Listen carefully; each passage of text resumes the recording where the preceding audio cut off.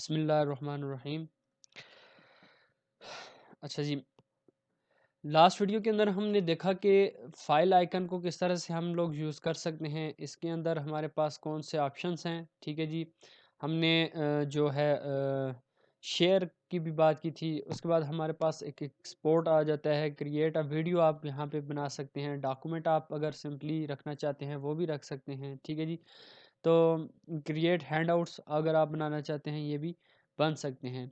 न- उसके बाद हम बात कर लेते हैं आज की इस वीडियो के अंदर होम के बारे में। अब बेसिकली होम के अंदर आप करेंगे क्या, ठीक है जी। तो होम के अंदर बेसिकली आपके पास जितने भी टेक्स्ट है, लास्ट एमएस वर्ड के ट्यूटोरियल के अंदर भी मैंने आपको समझाया था कि जितने भी आप होम के अंदर जितने भी आपके पास ऑप्शंस आ रहे हैं वो बेसिकली आपके जो क्या कहते हैं वर्ड्स हैं या आपके पैराग्राफ्स हैं, जितनी राइटिंग है बेसिकली आप उससे रिलेटेड जितना भी काम है आप वो इस होम के अंदर रहते हुए काम कर रहे होते हैं बेसिकली, ठीक है जी। आप जितना भी टेक्स्ट लिखते हैं, ठीक है जी, जितने भी वर्ड्स लिख रहे हैं, पैराग्राफ लिख रहे हैं, वो सारे के सारे इसी के थ्रू, इस होम के थ्रू आप एडजस्ट करते हैं। उसी तरह अब जैसे वर्ड के अंदर पेस्ट स्पेशल था, यहाँ पे भी एक पेस्ट स्पेशल है कि आप अपनी मर्ज़ी से कोई टेक्स्ट बाहर से उठा के लाना चाहते हैं। और अगर आप क्या कहते हैं अपने पेस्ट स्पेशल के अंदर फॉर एग्ज़ाम्पल आपके जब जो टेक्स्ट आपने कॉपी किया हुआ है उसके अंदर कोई लिंक्स हैं तो वो लिंक्स नहीं रखना चाहते तो वो आप पेस्ट स्पेशल के थ्रू मिटा सकते हैं। तो बाकी यहाँ पे पेस्ट है अगर आपने करना है उसी तरह से होगा। अब फॉर एग्ज़ाम्पल ये मेरे पास एक पैराग्राफ है, इसको कॉपी सिंपल पेस्ट करता हूँ तो ये यहाँ पे इस आइकन के थ्रू मैं पेस्ट कर सकता हूँ, ठीक है जी। मैं चाहता हूँ कि इसका फॉर्मेट सिर्फ इसकी जो सोर्स है, सोर्स फॉर्मेटिंग, ठीक है, वो आए तो आप उसको भी लेके आ सकते हो। पिक्चर्स अगर बना के रखना चाहते हैं, ठीक है जी, लेट्स सपोज जैसे मैंने अब इस टेक्स्ट को कॉपी किया ऑलरेडी जो मेरे पास, या हम एक छोटा सा लेट्स सपोज ये एक लाइन है, हम इसको कॉपी करते हैं और इसका मैं चाहता हूँ कि यहाँ पे आ जाए,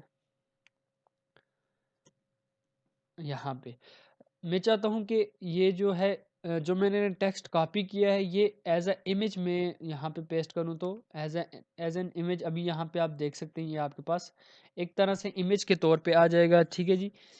फिर इसी तरह से आपके पास ये टेक्स्ट आप सिर्फ टेक्स्ट लेके आना चाहते हैं कोई भी बैक पे आप फॉर एग्जांपल फॉर्मेट या कोई भी जिस तरह का। अब लेट्स सपोज मैं इसको एक न्यू पेज के ऊपर जाके पेस्ट करता हूँ, यहाँ पे यूज़ करता हूँ इस कीप टेक्स्ट ओनली को।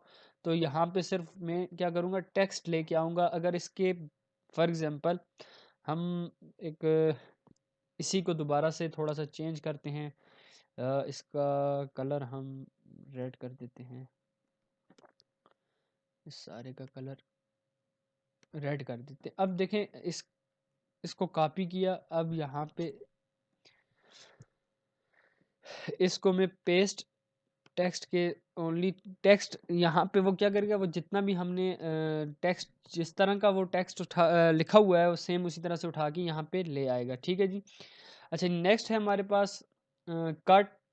जैसे आप फॉर एग्जांपल इस एरिया को सिलेक्ट करें तो यहाँ पे ऑप्शन आपके पास कट का है, कॉपी का है, फॉर्मेट पेंटर का है, ठीक है। फॉर्मेट पेंटर मैंने आपको बताया था कि लेट्स सपोज यहाँ पे हम एक पैराग्राफ ले लेते हैं, ठीक है जी, कामा, ठीक है जी। ये लेट्स सपोज हमने दो लाइनें ले ली हैं। अब देखें यहाँ पे भी इसका ये रेड आ रहा है, इसको हम चेंज करेंगे, ठीक है जी, ताकि आपको आसानी के साथ समझ आ जाए। तो अब यहाँ पे इसका कलर रेड है और यहाँ पे इसका कलर ब्लैक है। अब मैं चाहता हूँ ये जो रेड कलर है यही इसी के ऊपर, या यहाँ पे लेट्स सपोज इसको हम थोड़ा इसका टेक्स्ट स्टाइल भी चेंज कर लेते हैं। इसको हम कह देते हैं एरियल ब्लैक कर देते हैं। अब देखें ये एरियल ब्लैक है और यहाँ पे ये कैलिबरी बॉडी है। तो मैं चाहता हूँ ये जो टेक्स्ट का स्टाइल है वही इसके ऊपर भी आना चाहिए, ठीक है जी। तो अब आपने करना क्या है, इस फॉर्मेट पेंटर को यहाँ, अब पहले इस एरिया को दोबारा से समझा देता हूँ। ओहो, यहाँ पे हमने इसको एरियल ब्लैक किया। अब यहाँ पे ये एरिया आप सेलेक्ट करेंगे, उसके बाद फॉर्मेट पेंटर सेलेक्ट किया। अब मैं इस नीचे जो हमारे पास लाइनें दो आ रही हैं इसको चेंज करना चाह रहा हूँ, तो आपने इस सारे को सिलेक्ट किया तो इसने क्या किया, टेक्स्ट अपना सारे का सारा फॉर्मेट पेंटर के थ्रू जैसा ये हमारे पास फर्स्ट लाइन थी उसी तरह से इसको भी कर दिया। तो यह आप इस तरह से फॉर्मेट पेंटर को यूज़ कर सकते हैं। उसके बाद आ जाते हैं न्यू स्लाइड ऑप्शन के ऊपर। हमारे पास स्लाइड्स की जो ऑप्शन है, स्लाइड्स के अंदर अगर मैं सिंपली, अब मेरे पास एक नॉर्मल क्या कहते हैं स्लाइड ओपन है, अगर मैं इसको ओपन क्लिक करता हूं तो ये आपके पास एक और उसी तरह से जैसी आपकी प्रीवियस स्लाइड थी उस तरह की एक और स्लाइड लेके आ जाएगा। लेकिन अगर आप चाहते हैं कि आपकी टाइटल स्लाइड हो या टाइटल प्लस कंटेंट जैसी अभी हमारे पास ओपन है उस तरह की हो, या सेक्शन हेडर के तौर पे कोई स्लाइड है उस तरह की होनी चाहिए, या एक ही स्लाइड के ऊपर डबल कंटेंट जैसे आ सकता है, कंपैरिजन अगर आप किसी चीज़ का करना चाहते हैं तो आप इस स्लाइड को भी ओपन कर सकते हैं। सिर्फ टाइटल रखना चाहते हैं टाइटल के लिए, अब जैसे टाइटल के लिए मैंने सिलेक्शन की तो यहाँ पे सिर्फ टाइटल ही आएगा। यहाँ पे हमारे पास कोई और दूसरी ऑप्शन यहाँ पे नहीं है कि जहाँ पे हम रहते हुए कोई काम कर सकें। ठीक है जी। अच्छा, उसके बाद हमारे पास आ जाती है फ़ॉन्ट, जो हमारा स्टाइल है उसको एडिट करना या उसको एडजस्ट करना है तो किस तरह से आपने करना है। फ़ॉन्ट के अंदर जो आपके पास फ़ॉन्ट बटन है या इसके अंदर आप किस तरह से काम करेंगे, यहाँ पे आपके पास सेम जैसे एम एस वर्ड के अंदर आपके पास ऑप्शंस थे डिफरेंट अपने फ़ॉन्ट स्टाइल के। ठीक है जी। तो आप यहाँ से अपनी मर्ज़ी से कोई भी थीम या अपने फ़ॉन्ट स्टाइल है वो आप अपना रख सकते हैं। ठीक है जी।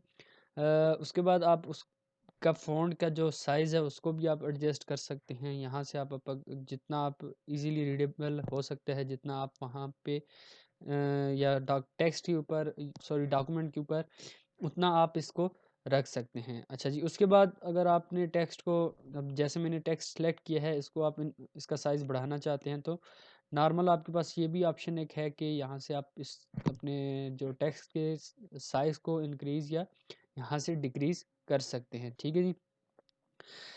टेक्स्ट को बोल्ड कर सकते हैं कंट्रोल बी के साथ, कंट्रोल आई के साथ इटैलिक, कंट्रोल यू के साथ अंडरलाइन भी कर सकते हैं। ठीक है जी। टेक्स्ट शेडो आप रखना चाहते हैं तो वो भी आप यहाँ से एस के थ्रू रख सकते हैं।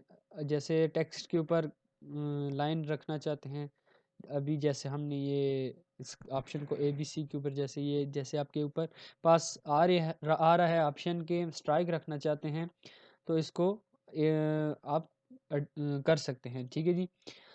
उसके बाद आप अपने टेक्स्ट को सेंटेंस केसेस क्या होने चाहिए, लोअर केस अपर केस, ठीक है, सेंटेंस केस होना चाहिए, कैपिटलाइज करना चाहते हैं हर वर्ड को तो वो भी आप मीन्स वर्ड का जो पहला आपका सॉरी जो फर्स्ट वर्ड है या टेक्स्ट के अंदर उसको अगर आप कैपिटल रखना चाहते हैं वो भी आप कर सकते हैं। ठीक है जी।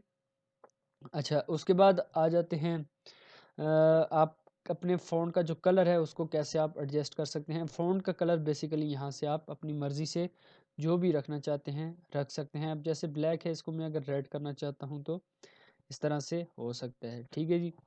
अब पैराग्राफ की एडजस्टमेंट किस तरह से होगी, आपके पास ये ऑप्शन आ जाती है।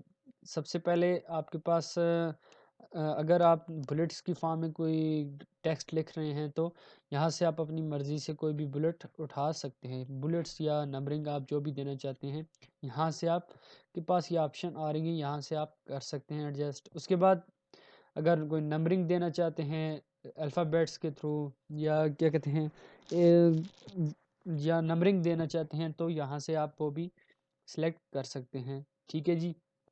फिर टेक्स्ट आपका सेंटर में होना चाहिए, लेफ़्ट में होना चाहिए या राइट में होना चाहिए, यहाँ से भी एडजस्टमेंट उसकी हो सकती है। ठीक है जी। अब जैसे मैं इस टेक्स्ट को सिलेक्ट करता हूँ तो इसको मैं चाहता हूँ सेंटर के अंदर आए तो यहाँ से जब भी आप फिर अब जैसे मैंने सेंटर के ऊपर सेलेक्ट किया है तो जब भी मैं टेक्स्ट लिखना शुरू करूँगा इस नेक्स्ट इससे तो वो सेंटर से लिखना शुरू करेगा। ठीक है जी।